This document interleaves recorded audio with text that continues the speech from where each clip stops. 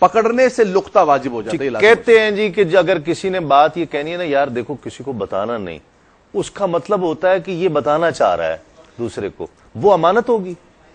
بالکل، بات بھی امانت ہوتی ہے. نہیں وہ تو کہتا ہے جی یار یہ دیکھو میں تمہیں بتا رہا ہوں کسی کو بتانا نہیں.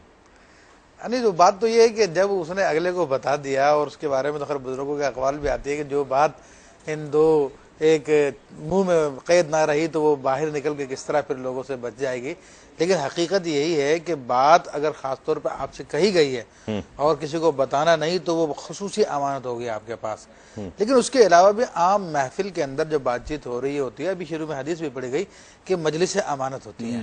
تو ہم بعض اوقات کسی شخص کے متعلق بات کر رہے ہوتے ہیں، تو اب اگر اس نے نہیں بھی کہا کہ ہمیں کہ یہ بات باہر نہیں نکالنا، لیکن اگر ہم نکال دیتے ہیں تو بھی ہمارا امانت میں خیانت کرنا پایا جائے گا. اچھا مقصد ویسے ہی اب کوئی بات ہو رہی یہاں میں اس کا ذکر کر دیتا ہوں، یار وہ اس دن بڑا لطف آیا، وہ میں نے یہ کہا اور انہوں نے یہ کہا. ایسے عمومی قسم کی باتوں سے میں تو حرج نہیں ہے. یہ بددیانتی ہو گئی. نہیں، عمومی قسم کی باتیں تو کوئی حرج نہیں ہے.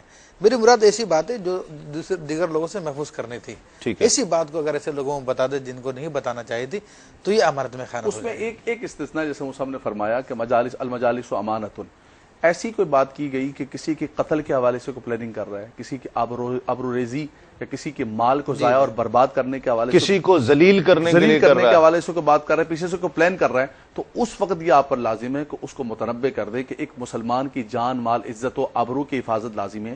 تو بتا دیں کہ یہ پلان پہلے پھر اسی کی گردن اڑے گی. تو فاسق مولن ایسا جس نے بتایا